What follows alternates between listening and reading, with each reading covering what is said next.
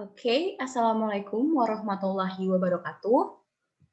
Ya, teman-teman semua, akhirnya kita sampai ke materi terakhir ya dari mesin dan peralatan pengolahan di semester ini.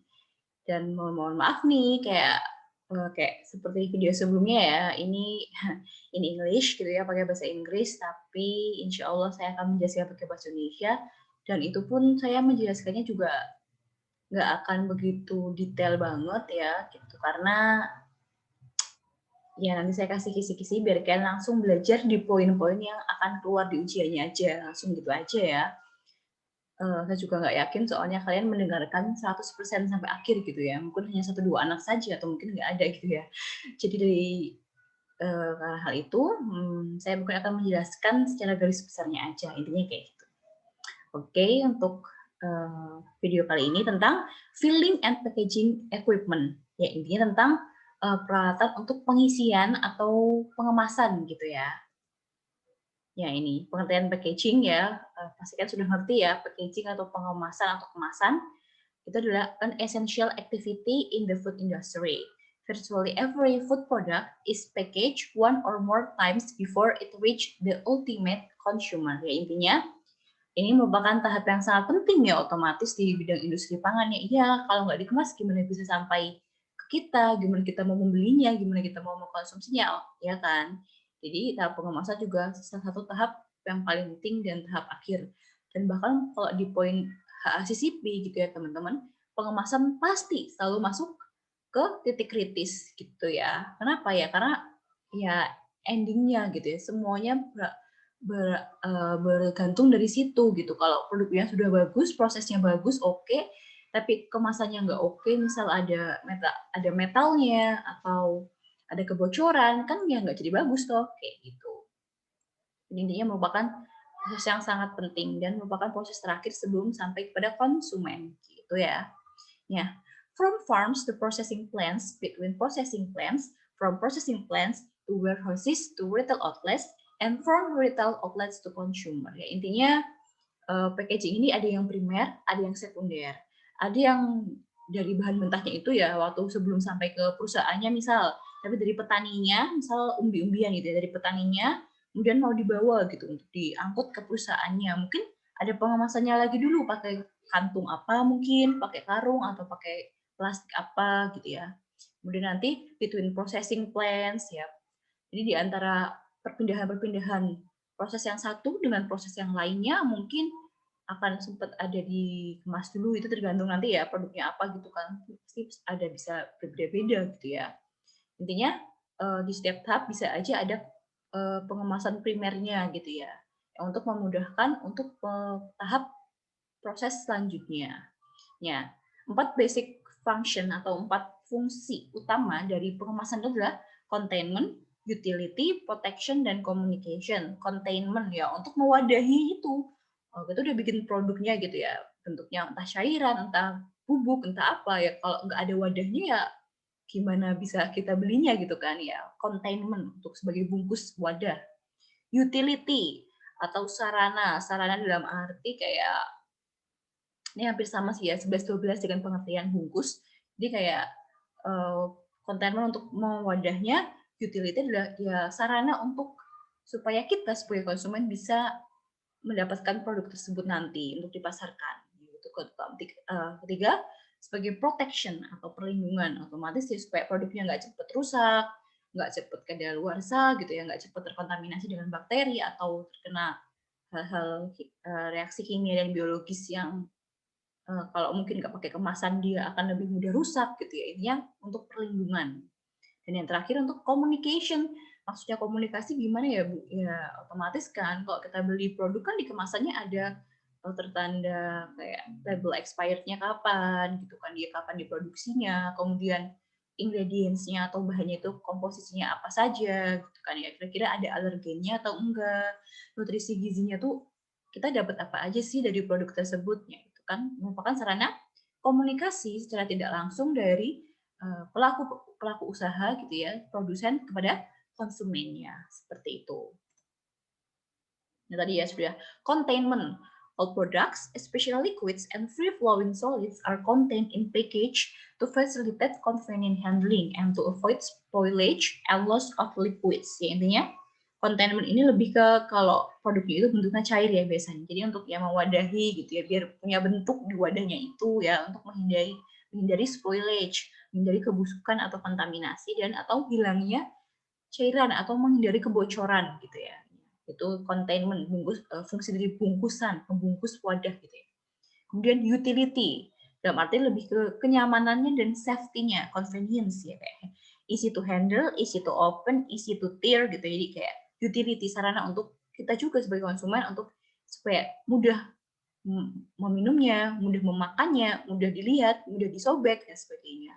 Kemudian dari segi safety-nya, small opening for pouring, handle, nah jadi kayak mengefektifkan juga kemasan. Misal wadahnya akan bentuknya seperti apa nanti, oh berarti nanti ini misalnya mie instan di dalamnya mau ada bumbu-bumbunya, oh berarti bumbunya enakannya kemasannya seperti ini biar aman tapi juga enak pas dibuka, misal kayak gitu. Intinya utility, sarana untuk keamanan dan kenyamanan konsumen ketika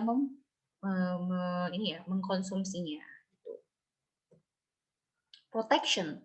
Food product must be protected against contamination by microorganism and from a wide array of other hazards. Intinya untuk perlindungan dari mikroorganisme atau macam-macam gangguan fisik atau kimia lainnya gitu ya.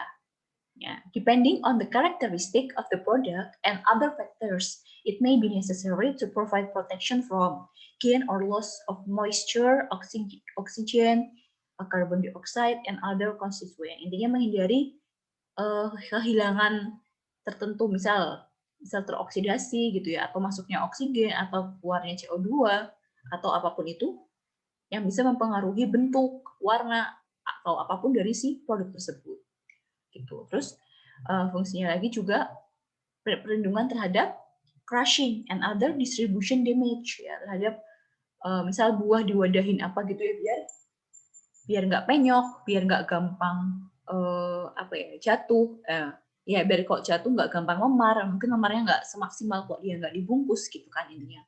Dan melindungi juga dari improper temperature from light yang mengurangi intensitas dari cahaya misal, kemudian nggak langsung terkena paparan suhu ruang panas gitu ya, atau yang suhu dingin gitu ya. Kemudian tempering and theft ya, itu kayak semacam keefektifan gitu ya. Protection dari ya tadi tempering and theft masih sama kayak misal jatuh atau apapun yang bisa menyebabkan memar atau luka pada produk gitu ya, atau cacat pada produk. Kemudian dan and others numerous hazard yang lainnya kayak gitu ya, potensi bahaya yang lainnya. Intinya fungsi kemasan untuk melindungi biar nggak cepat basi, nggak cepat terkontaminasi, ya nggak cepat kena paparan udara, paparan cahaya dan sebagainya. Communication ini ya tadi yang seperti yang sudah saya bilang, every package communicates information. The communication may be simple and straightforward, such as a label listing the contents and showing the source and destination. Ya, intinya kayak misal informasi PT apa yang memproduksi perusahaan apa di kota apa, kemudian destination mungkin produksi mana juga, mungkin untuk ekspor atau dalam negeri aja gitu ya. Ada kode batch-nya, produksinya kapan gitu ya. However, most retail food package include expensive and elaborate multicolor labels and barcodes, radio frequency tags. Nah, intinya ya di kemasan itu dimanapun juga pasti semua perusahaan akan menyediakan label-label seperti barcode, kemudian kode net itulah yang garis tipis tebal tipis itu ya di kemasan. Intinya memudahkan untuk listingnya dari perusahaan ketika memproduksi maupun ketika konsumen beli gitu. Jadi sebenarnya itu ada mengandung informasi gitu, rahasia gitu ya gampang. Mengandung informasi teman-teman. Jadi kok di kemasan ada apa namanya? Ada barcode-nya gitu ya. Kalau di scan itu ya kan kayak kita kadang nggak bisa langsung membaca ya. Ini kira-kira artinya apa? Tapi intinya pasti semua informasi-informasi itu ada di kemasan label itu pasti ada artinya, misal kapan diproduksinya atau ya kapan basinya, itu semua bisa tertera di barcode-nya, atau produksi di hari apa, batch yang keberapa gitu. Intinya untuk keperluan traceability atau ketelusuran kayak gitu ya. Kenapa sih kok point traceability atau ketelusuran ini penting karena nanti itu misal ada kasus kayak produk yang diproduksi oleh perusahaan kita itu di berita ternyata ada konsumen yang makan kok sakit perut, diare, masuk rumah sakit, ternyata mengandung listeria, misalnya kayak jamur shiitake kemarin-kemarin, jamur apa ya itu? Itu mengandung listeria. Ya kok perusahaannya punya kode traceability yang detail gitu ya, nanti produk-produk yang ditarik mungkin bisa cuman batch tertentu aja, mungkin produksi hanya di hari ke ini, hanya produksi batch yang ini gitu ya, karena sudah ada detail sampai ini tuh, oh ternyata yang setelah ditelusuri korban-korban yang sakit perut itu mengkonsumsi jamur yang sama, yaitu jamur dengan kode produksi sekian yang mana diproduksi pada hari ini. Nah, berarti bisa tuh perusahaan cuma narik cuma yang hari itu aja, biar nggak semakin rugi gitu kan. Karena kalau semua ditarik, oh ya bangkrut misalnya kayak gitu. Atau oh yang kode produksinya hari ini sama hari ini sama hari ini, udah amannya yang diproduksi di minggu kemarin ditarik semua. Tapi bukan berarti yang udah bulan-bulan lalu kemudian ditarik semua juga kayak gitu kan, otomatis rugi besar. Nah, itu fungsinya traceability gitu. Ini sekilas ya, meskipun itu bukan masuk spesifik bahasan mesin dan peralatan, ya, tapi sekilas saya menginformasikan gitu ya, tentang pentingnya label kemasan seperti informasi kode produksi dan semacamnya. Ya, oke, yang terakhir, every retail food package must include a nutritional label. Tadi seperti saya bilang ya, mengandung kira-kira komposisinya apa, kira-kira zat gizinya, ada apa saja kandungannya, apakah ada vitamin yang kita cari, gitu ya. Misal kita merasa kita butuh kalsium lebih gitu ya, agar kita beli produk-produk yang mungkin high kalsium, yang kalsiumnya di atas 20%. Gitu. Oh, kayaknya saya kekurangan vitamin A sama vitamin B6 B12 nih, tapi pengen minum yang enak, udah saya cari susu apa nih yang saya suka, tapi yang vitamin A, B-nya tuh tinggi gitu. Nah, jadi intinya harus penting gitu ya. Jadi kalau kalian nanti mau bikin produk, otomatis label kemasan harus sangat diperhatikan karena harus harus mengandung gitu, harus menuliskan poin-poin yang wajib untuk disampaikan kepada konsumen seperti itu. Ya ini ya, ini typical process line atau biasanya di industri itu bisa macam-macam ya teman-teman, tapi biasanya memang secara garis besar prosesnya yang dilalui atau yang dilakukan gitu di sebuah perusahaan industri makanan gitu ya, dari prosesnya kan pengolahannya seperti apa, jadi tuh udah produknya, terus di filling, dimasukkan ke kemasannya, terus di sealing, capping atau ditutup ya penutupannya. Ini mungkin dia primer pack atau kemasan pertama. Nanti ada secondary pack-nya dulu mungkin, apanya dulu kardus lagi. Terus kemasan terakhirnya di karton lagi. Jadi biasanya memang gitu teman-teman, ada primer pack, ada primer packaging, second packaging, yang terakhir kemasan terakhir gitu ya. Pengemasan terakhir biasanya pakai karton-karton ya, ketika dia sudah siap untuk dijual, untuk didistribusikan seperti itu. Nanti juga akan melalui metal detektor biar efektif.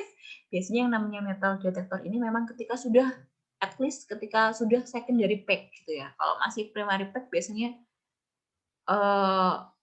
ya biasanya sih memang entah ya alasannya apa. Ada perusahaan yang dari primary pack sudah di metal detector, ada yang nanti ketika sudah di karton gitu ya, biar efektif baru di metal detector kayak gitu. Karena mungkin percaya diri kalau mungkin produknya oke semua, nggak ada metalnya gitu. Jadi dikasih metal detektornya cuma ketika di pengemasan terakhir, step terakhir pas cuma di karton gitu.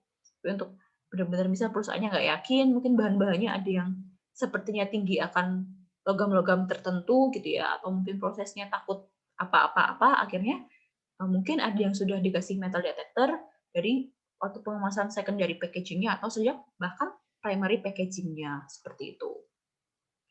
Dan palletizing ada warehouse. Palletizing itu kayak di ini ya di apa ya, gampangnya tuh kalau pada umumnya biasanya kalau di karton berarti habis itu diisolasi, dilabel, dilakban gitu, dilakban. Diyakinkan bahwa kemasan terakhir itu, pengemasan versi terakhirnya itu benar-benar sudah aman dan siap kirim gitu. Jadi itu kemudian masuk ke gudang, masuk ke warehouse seperti itu. Nah, ini ya filling machine itu biasanya penting gitu ya, tergantung dan tergantung juga seperti yang sudah yang selalu saya bilang dalam kuliah ini, ya intinya desainnya bisa berbeda-beda tergantung dari produknya tuh jenisnya seperti apa, karakternya seperti apa, kemudian juga kemasannya tuh bentuknya seperti apa ya gitu. Itu sangat menentukan kira-kira filling machine-nya tuh akan seperti apa. Measure out a quantity of product by a volume or weight. Jadi biasanya filling machine ini tuh yang paling utama, poin utama ketika menentukannya adalah ketika by volume atau berat. Jadi berdasarkan volume atau berat dari bahan yang akan dimasukkan ke dalam kemasan gitu. Itu menentukan kira-kira tipe filling machine seperti apa. Jadi dari proses pengolahan akan dikirim ke filling machine-nya berapa, kemudian nanti yang akan dimasukkannya tuh kira-kira per berapa mili, per berapa kilo, berapa gram gitu ya. Itu nanti menentukan kira-kira filling machine-nya akan seperti apa. Nah, kemudian yang terakhir nih ya di bawah sendiri, may also perform other function such as making the package and closing the package. Jadi yang namanya filling machine juga termasuk dari itu sealingnya ya, penutupannya. Gitu. Ya ini intinya volumetric fillers. Jadi dia itu memberikan mengisi ke kemasan, pokoknya dia akan berdasarkan volumenya. Misal jus ya, misal air mineral atau jus gitu ya. Jadi nanti alat botolnya, tempat wadah botolnya sambil jalan muter kok kalian bisa. Ini tolong kalian sambil membayangkan ya teman-teman ya, biar gampang. Misal ini air mineral aja wis, air mineral ya, botol itu kosong, dia ditaruh di tempat yang muter gitu ya. Nah, terus nanti jalan muter, terus airnya masuknya itu dia sudah disetting misal 600 mili gitu ya. Nanti airnya akan hanya mengeluarkan seret 600 mili. Terus geser botolnya yang kosong, seret 600 mili. Geser lagi, seret gitu ya. Kalian mungkin agak bingung ya, karena ini saya ngomongnya kayak gini, tapi maksudnya nggak bisa lihat saya langsung gitu ya. Jadi ini Bu Anggita memperagakannya seperti apa sih gitu ya. Mungkin ada yang bingung, tapi ya intinya ya saya berharap kalian bisa membayangkan gitu ya. Intinya ini juga saya cepat aja. Ya, intinya dia akan mengisi berdasarkan volume-volume yang sudah kita setting. Dia akan mengeluarkan sebanyak 200 mili. Dia akan mengeluarkan sebanyak 300 mili. Ya, segitu-gitu itu ya. Nah, ini jenisnya tadi ya. Kalau volumetric fillers, listnya ada 4 ya. Biasanya ada yang piston, diaphragm, time float, sama auger. Gitu. Nah, ini kira-kira kalau yang piston tuh seperti ini kok. Kalau kalian tahu piston itu ya kan kayak ya piston tuh ya. Apa sih piston tuh ya piston. Ini kayak naik turun nih, ini moving up atas bawah gini. Ya ini misal ini empty kontainernya ya, nanti ini valve-nya isinya air mineralnya misal, dan ini dia nanti airnya masuk sini dulu, terus nanti kok botolnya misal udah sampai di bawahnya beneran, dibuka kan, kemudian dia seret gitu ya, nanti dia naik, yang ini cairannya keluar seret gitu. Nanti valve-nya nutup. Valve yang ini nutup, yang ini kebuka, air ini sini masuk lagi. Botol datang seret, maaf, botol datang, ini yang kebuka seret gitu ya. Ada bayangan kan ya? Ya intinya seperti itulah. Ini charging pistonnya, ini ketika filling. Jadi dari sini ke sini dulu. Jadi pertama ini yang buka, semoga kursor saya kelihatan ya. Ini dulu yang buka, seret masuk ke sini. Nanti kok botolnya udah bener-bener siap di bawah, ini nutup, yang ini yang ngebuka ke atas seret, jadi airnya turun seret masuk ke sini gitu. Ya ini kalau diaphragm fillers dia hampir sama, tapi bedanya itu cuman ini di dua arah gitu ya. Similar in principle to piston fillers. Jadi prinsipnya sama sih sebenarnya sama piston fillers. Cuma instead of the rigid pistons and cylinder, a diaphragm filler has a flexible diaphragm that distorts to adjust its volume. Jadi kayak ya sama sih, nggak ada bedanya juga. Cuman intinya dia bisa apa ya, kontrolnya terhadap tekanan udara. Kalau misal ada udara atau apa yang masuk tuh bisa lebih diatur kayak gitu ya. Intinya sama lah kayak piston fillers ya, tergantung perusahaan mau pakai yang seperti apa. Jadi ketika masih kosong nanti dia begini gitu ya. Sama, yang ini turun. Oh, ini ya teman-teman, ini cairannya bukan ini ya, cairannya ini ya. Jadi ini cuma kayak pistonnya, dia gerak-gerak naik turun di sini. Jadi bedanya kalau yang piston fillers kan di sini ya yang naik turun, ini cairannya. Ya kalau yang ini cairannya yang mau dimasukkan di sini, sedangkan yang naik turun diaframnya, valve-nya itu di sini. Ya, nanti ya masuknya ke sini gitu. Ya kalau timed flow fillers intinya bisa dari gambar aja lah ya. Karena kalau saya jelasin panjang lebar juga mungkin kalian kelamaan, sebenarnya juga males juga dengerin. Intinya seperti ini ya.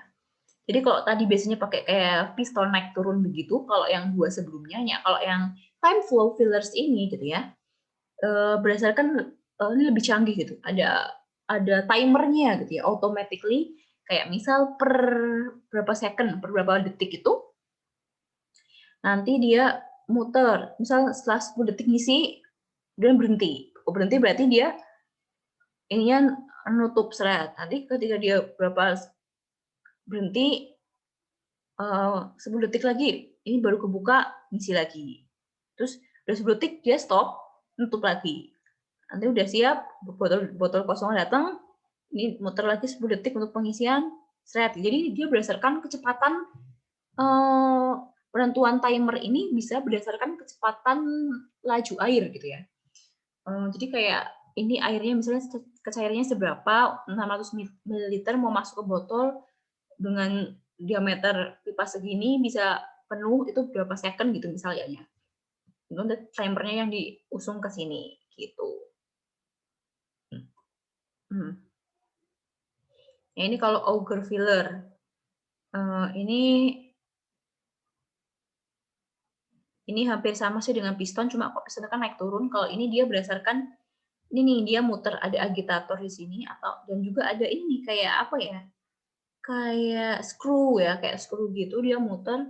Nanti dia kalau dia ke bawah dia bisa nutup, tapi dia muter ke atas gitu dia akan bisa airnya masuk ke bawah. Jadi kalau dia di bawah dia kayak nutup, kok dia muter sambil ke atas airnya yang dari sini turun seperti itu hingga masuk ke sini. Ya, ini ada juga yang namanya selain auger fillers, ada namanya weight fillers. Ya, dia seperti ini. Ya, prinsipnya weight fillers jadi berdasarkan beratnya. Jadi misal kita mau ya, kita punya usaha ciki ya, Citatos misal. Citos. Citosnya itu Citos berat bersihnya yang kecil misal berapa sih? Berat bersihnya misal 500 gram ya, misal.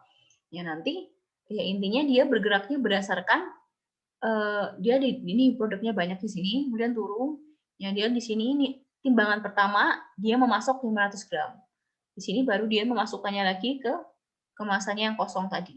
Seperti itu. Ini biasanya dipakai untuk obat atau untuk di ciki-cikian ya, produk ekstrudat gitu. Biasanya pakai weight fillers. Pokoknya produk-produk yang kita tuh menjamin bahwa beratnya tuh sama kan.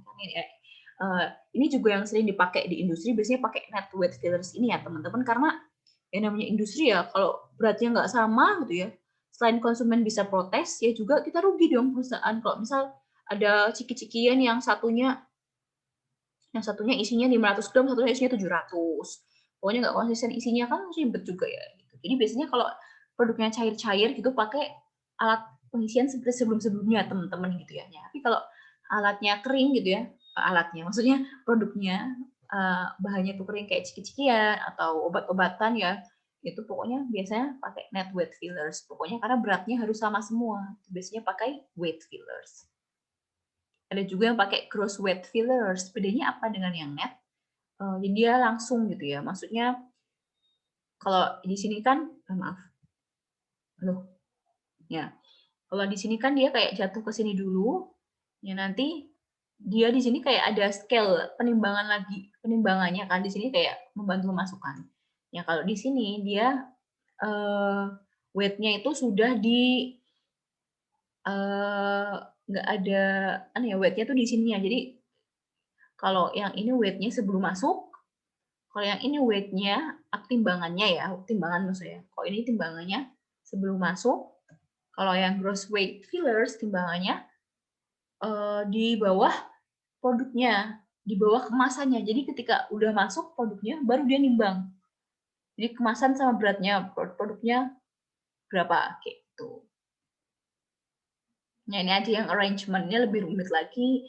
Ini biasanya ya, inline fillers are widely used for liquid and fast food product, such as water, beverages, fruit juice, ketchup, mayonnaise, and many other products.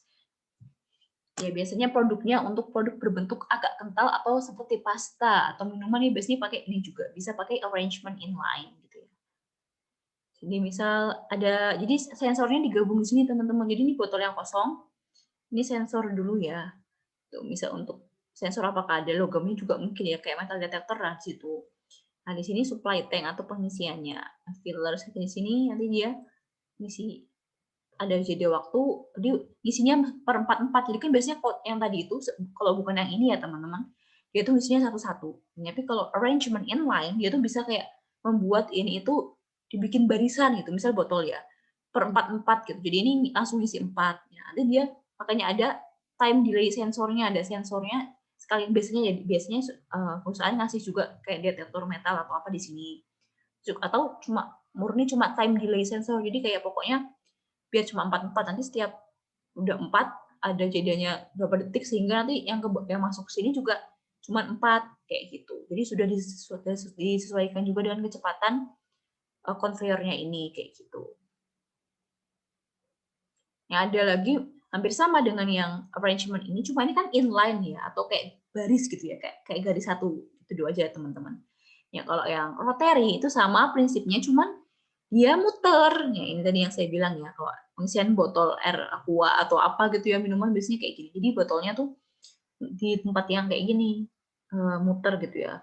Nanti diisi di sini gitu. Nanti udah geser, dia membawa yang udah keisi. Jadi ini yang kosong masuk, dibawa ke sini, sambil dia dibawa, sambil di atasnya ini ya, yang saya tunjuk di kursor ini, yang warnanya pakai abu-abu ini, dia tuh sambil gerak, sambil keisi air, dia keluar udah penuh, selesai. Nah, terisilah udah selesai, filled bottles gitu. Paham nggak ya? Maksud saya kan ya, gini kosong, jalan, masuk ke sini, udah masuk ke overhead supply tank, dia mulai keisi sambil jalan, sambil keisi, gitu ke sini ya. Apa yang selesai dikeluar dari sini, yang abu-abu total ini udah keisi gitu. Saya nggak tahu ya ini, aduh, kursornya tuh kebaca nggak sih? Semoga kebaca ya. Maksudnya terlihat di kalian, sehingga kalian nggak pusing, nggak bingung gitu. Ada juga yang begini, sama, hampir sama ya, cuma ini rotary, yang tadi inline. Kalau yang ini, dia dari atas gitu, jadi dia dari atasnya. Dan, oh enggak, maaf teman-teman, kalau ini bukan pengisiannya, tapi aplikasi pemberian tutup kemasannya gitu. Ada yang mereng gini gitu ya, macam-macam. Yang ini versi tipe-tipe packaging lagi ya. Ini kalau packagingnya misal pakai kayak kertas nih, misalnya kayak gini nih, kayak plastik atau kayak kertas ya, atau kayak botol atau pouch, kayak pouch ya. Ya itu. Ini juga macam-macam ya, bisa dilihat sendiri gitu ya. Ini juga pengartonan juga. Nah, ini alat metal detektor biasanya, karena kan pasti ada syaratnya kan, untuk produk pangan itu tidak boleh mengandung logam-logam tertentu, harus maksimal berapa. Makanya pasti wajib banget yang namanya juga ada metal detektor di setiap industri pangan. Gitu. Yap, sekian. Itu saja dulu ya materi untuk mesin dan pengolahan kali ini. Gitu. Semoga kalian paham ya materi yang saya sampaikan. Terima kasih bagi yang mau mendengarkan sampai selesai, dan semoga memang mendengarkan sampai selesai gitu ya, untuk tambahan ilmu juga, paling nggak seperti itu ya. Oke, terima kasih. Kalau ada pertanyaan bisa drop ke saya di PM atau di grup, nggak apa-apa. Sekali lagi terima kasih atas perhatiannya. Saya tutup video kali ini. Wassalamualaikum warahmatullahi wabarakatuh.